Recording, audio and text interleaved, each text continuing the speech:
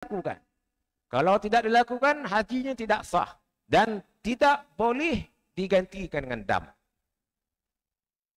Wajib haji, mesti buat. Mesti buat. Compulsory buat. Kalau tak buat, hajinya tetap sah. Tetap sah. Dan dikenakan dam menurut syarat-syaratnya. Berdosa jika meninggalkannya dengan sengaja. Rukun haji itu apa dia? Pertama, niat. Niat ihram. Yang kedua, wukuf di Arafah. Yang ketiga, tawaf. Yang keempat, sa'i. Yang kelima apa? Bergunting atau bercukur. Dan yang keenam ialah tertib pada kebanyakan rukun. Wajib haji pula, pertama, niat ihram di miqat. Yang kedua, menjaga larangan ihram 13 perkara. Yang ketiga, bermabit di Muzdalifah. Yang keempat, melontar jamrah kubra pada 10 Zulhijjah. Yang kelima apa dia? Bermabit di Mina pada hari tasyrik. 11, 12, 13 Zulhijjah. Ada yang bermabit sampai 12 Zulhijjah saja. Optional. Mereka buat nafar awal. Yang buat sampai 13, nafar sani. Yang keenam apa dia? Melontar ketiga-tiga jamrah. Sughra, wusta, kubra pada hari tasyrik. 11, 12, 13 Zulhijjah. Yang buat nafar awal, melontar setakat 12 Zulhijjah saja. Jadi 6 rukun haji campur 6 wajib haji, total keseluruhannya 12. Mula dengan pertama niat. Di mana hendak berniat ihram? Berniat ihram di miqat. Berniat ihram di miqat ni rukun ke wajib haji? Wajib haji. Maknanya kalau dia tidak berniat ihram di miqat, sah tak? Sah. Tapi kena dam. Sebab itu namanya wajib haji. Muslimin. Jangan langsung dia tak berniat. Langsung dia masuk. Tak niat langsung Ustaz. Maknanya tiada haji. Kemudian yang seterusnya. Setelah dia berniat ihram di miqat, nombor 3. Wajib jaga larangan ihram 13 perkara. Menjaga larangan ihram 13 perkara ni rukun ke wajib haji?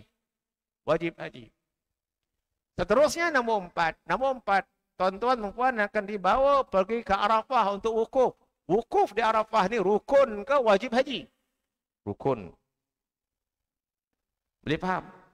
Turutan dia, step by step. Setelah selesai wukuf di Arafah, tuan-tuan dan puan akan dibawa pergi ke Muzdalifah. Nombor 5. Bermabit di Muzdalifah ni rukun ke wajib haji? Wajib haji. Setelah selesai tuan-tuan puan bermabit di Muzdalifah, kemaskan beg.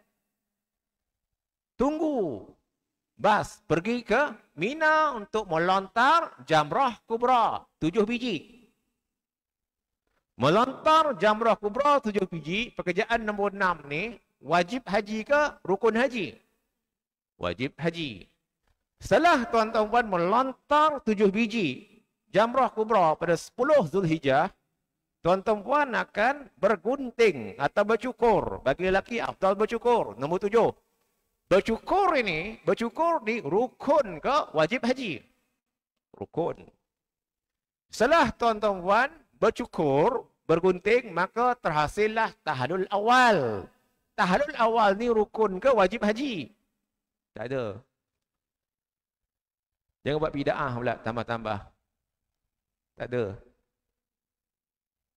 Faham tak? Tahallul awal. Maknanya bila dah bergunting tu, tahallul awal.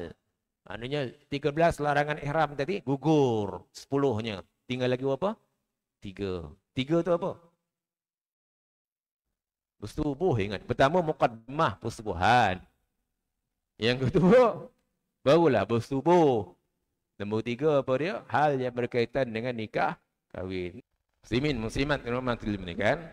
Nombor 8, apa dia? Nombor 8, bermabit di Mina. Bermabit di Mina pada 11, 12, 13 Hijrah itu wajib haji ke rukun haji? Wajib haji. Kemudian nombor 9 apa dia? Nombor 9, melontar ketiga-tiga jamrah sughra, wusta, kubra pada 11, 12, 13 Hijrah. Melontar ketiga-tiga jamrah ni pada hari tasyrik ni rukun haji ke wajib haji? Wajib haji.